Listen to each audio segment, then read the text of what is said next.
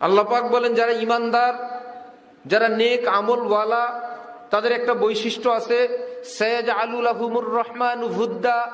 এক আমলওয়ালা আরেক আমলওয়ালার মধ্যে আল্লাহ পাক দোস্তি মোহাব্বত পয়দা করে দেন। খোঁজ নিয়ে জানা গেছে একজন এক আমল করেন, আরেকজনে আরেক আমল করেন, সে তাতেও খুশি, আরে আমি যেই মাওলার সে সেই মাওলার।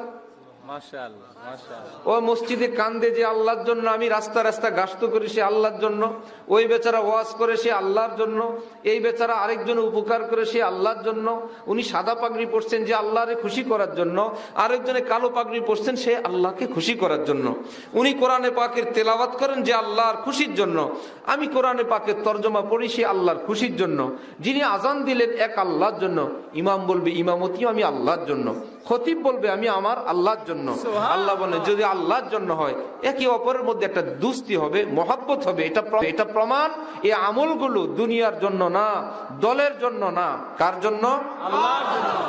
মাশাআল্লাহ মাশাআল্লাহ মাশাআল্লাহ। আল্লাহর মহব্বতের আরেকটা আলামত, আমি যেই হুজুরকে ভালোবাসি এই হুজুরকে যদি আরেকজন ভালোবাসে আমার কাছে খুশি লাগে। হ্যাঁ, আমি যে হুজুরের ভক্ত এই লোক সেই হুজুরকে ভালোবাসে। দুনিয়ার মহব্বতের আরেকটা লক্ষণ, আমি যাকে ভালোবাসি কেউ যদি তার দিকে ভালোবাসার প্রস্তাব পাঠায় কষ্ট লাগে। মাশাআল্লাহ। ঠিক না? দুনিয়ার ভালোবাসা, আমি যাকে ভালোবাসি তারে আর কেউ বাসতে পারবে না।